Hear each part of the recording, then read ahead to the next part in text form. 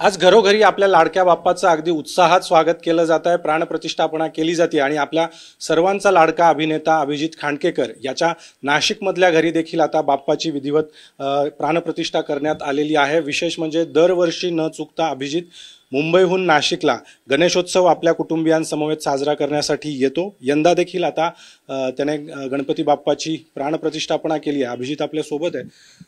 दरवर्षी न चुकता नाशिक गणपती उत्सवामध्ये ठरलेलं असतं। काय गणपती आणि एकंदरीत कुटुंबासोबत साजरा करण्याचं तुझं त्यामागचं? आपल्या महाराष्ट्राचा लाडका सण आपल्या बाप्पांचा उत्सव आहे गणेशोत्सव, त्यामुळे दरवर्षी मी वाट बघत असतो। आता isakal.com आहे देशातील नंबर 1 ची मराठी न्यूज वेबसाईट। प्रत्येक अपडेटसाठी isakal.com ला नक्की भेट द्या। की कधी एकदा गणेशोत्सव येतोय आणि त्यानिमित्तानं पुन्हा एकदा नाशिकच्या घरी येऊन आम्ही दोघंही यावेळेला कुठली सजावट करायची, यावेळेला कशी मूर्ती आणायची याची तयारी आणि त्याचे वेध खूप आधीपासून लागलेले असतात। एकदा पावसाळा सुरू झाला की असं होतं, चला आता गणपतीमध्ये परत नाशिकला कधी जाता येतंय ही कायम भावना मनामध्ये असते। यंदा सुद्धा त्याच भावनेनं आलोय।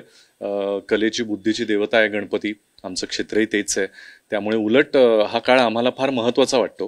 कारण या काळात असं एक उगीच मनामध्ये असते भावना की जितकी जास्त सेवा आपल्याकडून चांगल्या पद्धतीनं होईल तितकेच त्याचे आशीर्वाद आपल्याला मिळतील।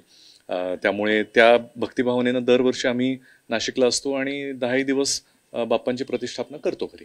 यंदाच काय वैशिष्ट्य आहे? कारण मागे आम्ही जी आरास बघतोय ती देखील कलेशी निगडीत ही सगळी आरास करण्यात। यंदा आपले मराठी इंडस्ट्रीमधले फार चांगले कला दिग्दर्शक सुमित पाटील यांच्या कल्पनेतून हा देखावा साकारलाय। सुमित आमचे अतिशय चांगले मित्र आहेत। आत्ताच त्यांना घरत गणपती या त्यांच्या चित्रपटासाठी कला दिग्दर्शनाचा पुरस्कारही मिळालाय आणि फार मोठ्या मोठ्या मंडळांचे देखावे त्यांच्या हातातून त्यांच्या टीम बरोबर सादर होत असतात। तर यंदा सुद्धा गणपती कलेची देवता आहे म्हटल्यानंतर त्या संदर्भातलं आम्हाला काही हवंय असं म्हणल्यानंतर त्यांनी मुद्दाम सरस्वती रेखाटली असेल किंवा आमच्या क्षेत्राशी रिलेटेड कलेशी रिलेटेड अशा सगळ्या गोष्टी या देखाव्यामध्ये आणण्याचा त्यांनी प्रयत्न केलाय। जणू या पुष्पामधूनच गणपती या सगळ्या माध्यमांमधून आम्हाला यामध्ये काम करायची ऊर्जा देतोय, शक्ती देतोय, असंच एक सांगण्याचा छोटासा प्रयत्न आहे। कलेची आणि बुद्धीची देवता असल्यामुळे तो कुठल्या कुठल्या प्रकारात आम्हाला काम करण्यासाठी ती ऊर्जा देतोय हे दाखवायचा हा छोटासा प्रयत्न आहे।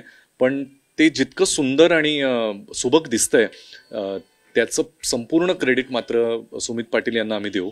त्यांनी अगदी मनोभावे ती साकारण्यासाठी आम्हाला फार मदत केली यावेळेला।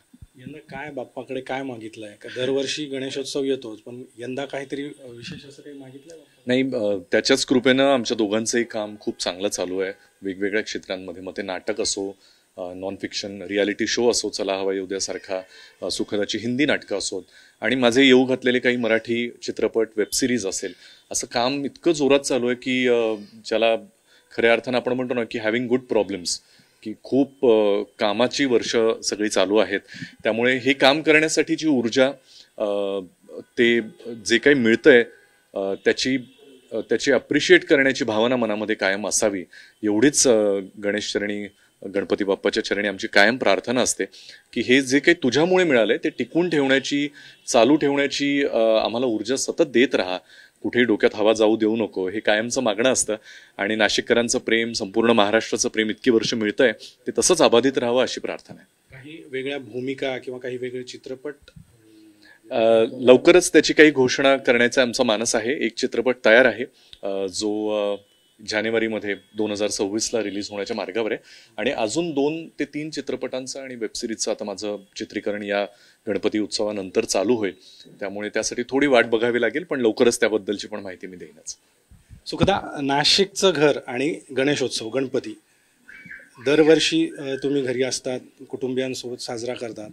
यंदा काही वेगळं गणपती बाप्पासाठी नैवेद्य, काही वेगळं गणपतीचे 10 दिवस म्हणजे ऑफिशियली गिल्ट फ्री मोदक खाणे, ह्याला काहीच त्यामुळे इनफॅक्ट ज्याची आम्ही वाट बघत असतो वर्षभर, म्हणून उकडीचे मोदक, तळणीचे मोदक दोन्ही खूप आवडीने खाल्ले जातात।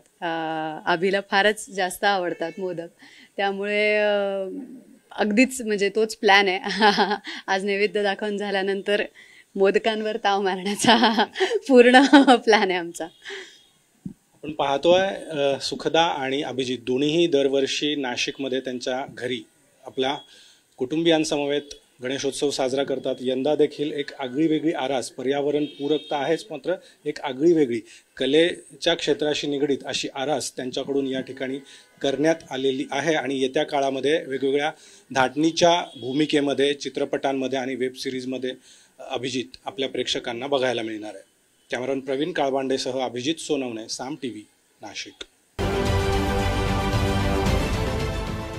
देश विदेशातील प्रत्येक घडामोडींचे लाईव्ह अपडेट मिळवण्यासाठी आता साम टीव्हीच्या सर्व सोशल मीडिया प्लॅटफॉर्मला लाईक, फॉलो आणि सबस्क्राईब करा.